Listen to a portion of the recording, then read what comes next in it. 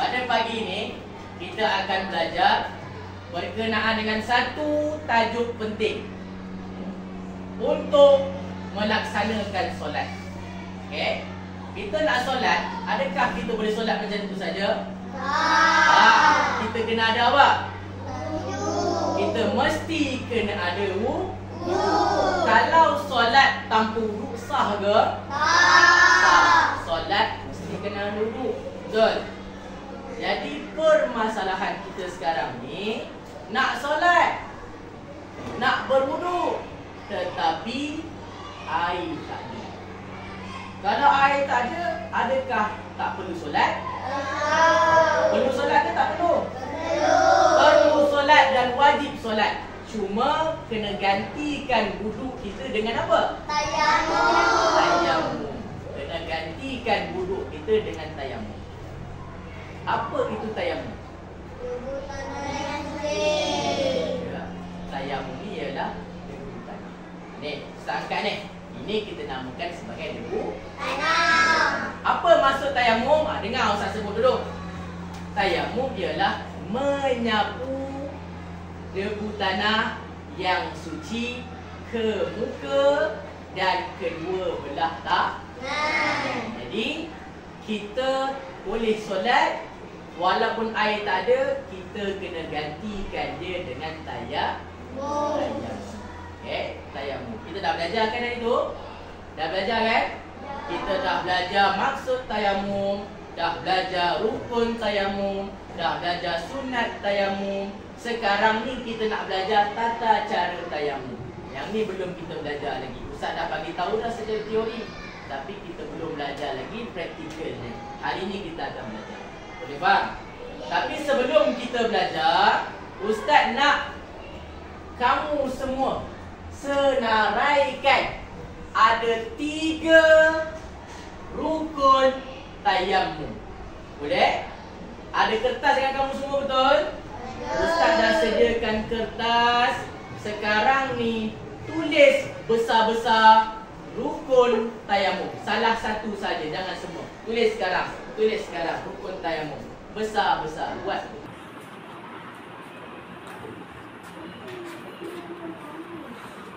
Dah semua. Okey, kalau dah, minta semua angkat kertas kamu. Angkat kertas. Angkat elok-elok. Ustaz nak tengok kamu faham tak apa yang kita pelajari. Okey, ada yang tulis menyapu kedua belah tangan, ada yang tulis niat, ada yang tulis apa lagi tu? Menyapu muka. Bagus. Rukun tayamum semua ada berapa? Rukun tayamum semua ada berapa? 3. Rukun tayamum ada 3. Okey. Dia tak sama macam rukun wudu. Rukun wudu ada 6. Rukun tayamum ada 3 saja. Rukun tayamum ada 3 sahaja. Boleh faham? Rukun tayamum ada 3 saja. Apa dia yang pertama? Niat. Yang pertama apa? Niat. Yang kedua? Menyapu muka. Yang ketiga? Menyapu kedua belah tangan. Jadi rukun tayamum 3 je. Niat, menyapu muka. Yang ketiga, menyapu kedua belah tangan hingga siku. Bagi nak memperkukuhkan lagi jawapan kamu tadi, Ustaz sediakan satu alat BBM. Apa tu BBM? Bahan bantu mengajar. Yang pertama adalah niat. Ikut Ustaz. Nawaitun tayammuma biistiba atis salati fardi lillahi ta'ala. Sahaja aku bertayamum untuk melakukan solat kerana Allah Ta'ala. Jadi rukun tayamum yang pertama apa dia? Rukun tayamum yang pertama adalah Yang kedua, apa dia ni? Betul ke yang kedua menepuk? Tak. Yang kedua ialah menyapu muka. Tapi kenapa Ustaz selitkan menepuk kat sini?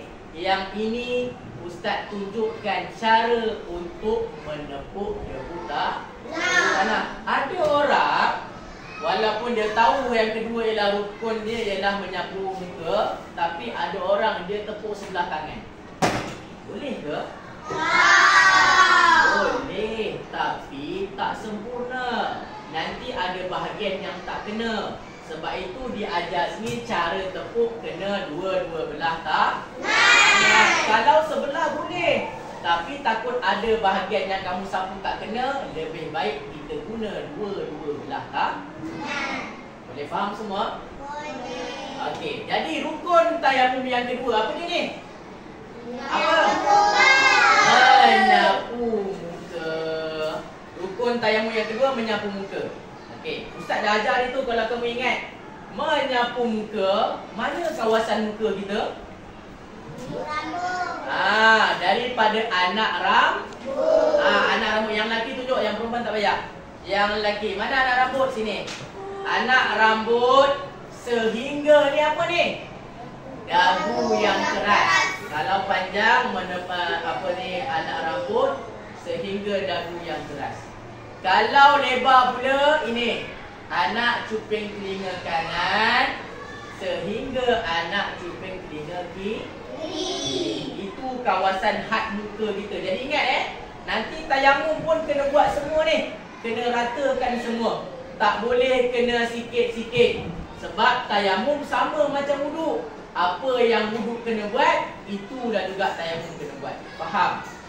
Boleh faham semua? Boleh. Dan yang terakhir, rukun tayamum terakhir, iaitu menyapu kedua belah tangan. Yang terakhir, menyapu kedua belah tangan. Hingga ke mana? Menyapu kedua belah tangan hingga ke situ. Boleh faham semua? Boleh. Ustaz dah ulang kaji dah. Hari tu dah ulang kaji. Hari ni Ustaz ulang kaji untuk memperkukuhkan ingatan kamu. Kita pergi kepada langkah seterusnya, tata cara tayamum. Tata cara tayamum seorang-seorang.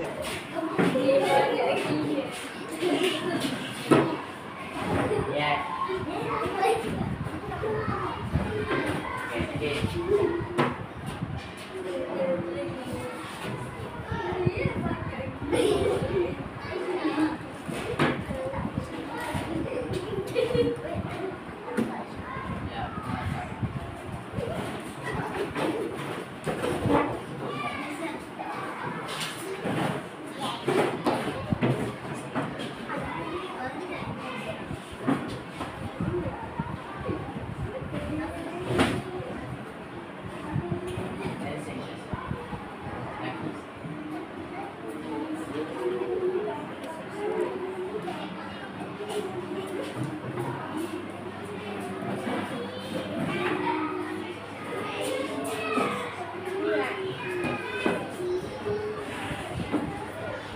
Perhatikan kamu.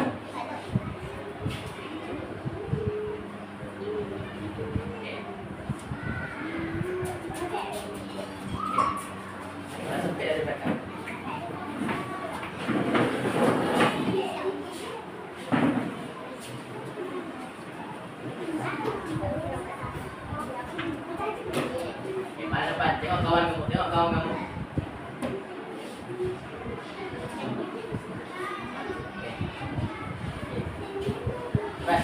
Cepat, masuk.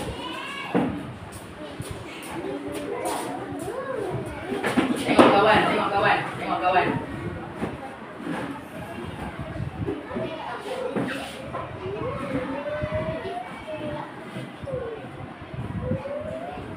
Okey. Cepat. Darah.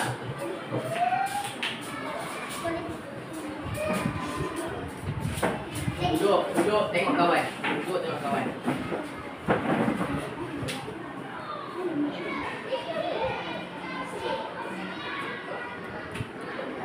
Jangan dulu.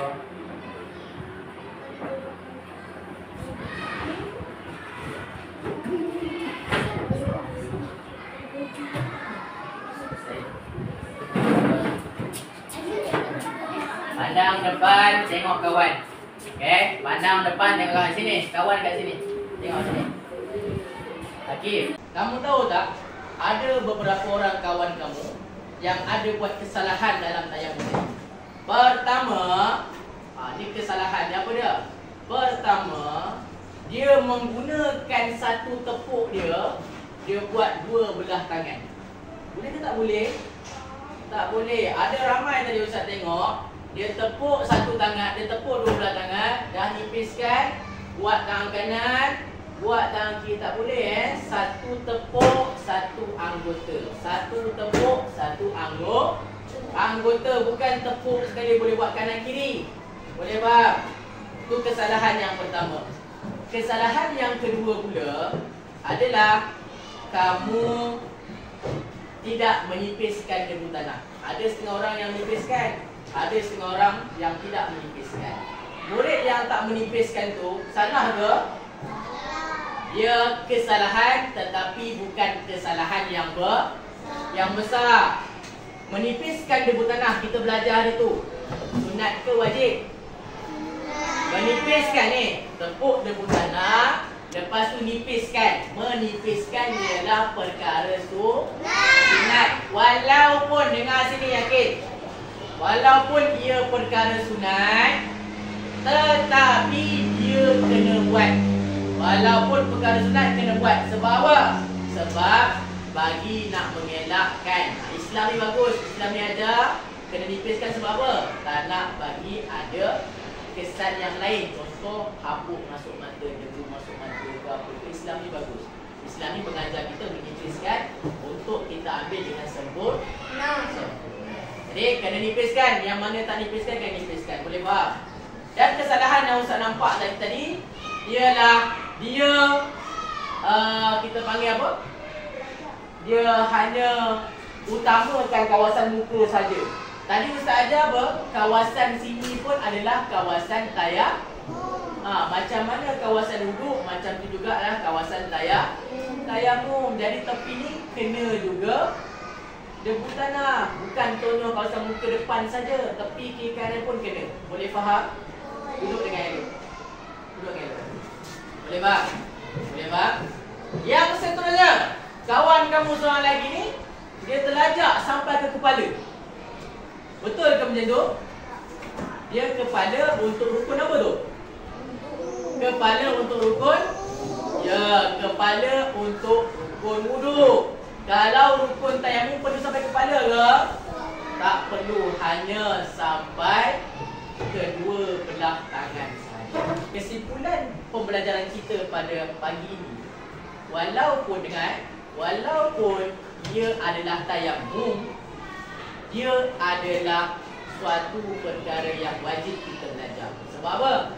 Sebab nanti esok-esok contohnya tidak ada air, yang ini kita akan gunakan. Boleh faham? Boleh faham? Dia adalah perkara yang menggantikan wudu. Bila perkara yang menggantikan wudu, maknanya benda ni wajib tak? Wajib ke tidak ni? Wajib kita belajar dan wajib kita tahu. Faham? Walaupun takkan berlaku lagi, Ustaz, air saya balik kat rumah saya banyak lagi. Ya, tapi kita tak tahu bila-bila akan datang. Wajib kita belajar dan wajib kita tahu cara ambil tayamum dengan boleh faham semua? Kalau sempurna wudu, sempurna tayamum, maka sempurnalah solat kita. Jadi apa yang kita ambil sekarang ni, wudu dan tayamum, untuk menyempurnakan solat yang bakal kita buat. Boleh faham semua? Boleh faham semua? Okey. Nanti selepas pada ni, kita akan buat seorang-seorang sekali lagi dengan bimbingan ustaz. Ustaz yang akan bimbing kamu duduk begini. Sebab rata-ratanya ada sebahagian daripada kamu tadi ada yang buat salah. Apa yang ustaz sebutkan tadi ada 4 kesalahan. Ustaz sebutkan tadi ada 4 kesalahan yang ramai kamu buat. Jadi kamu kena buat dengan ustaz. Boleh faham?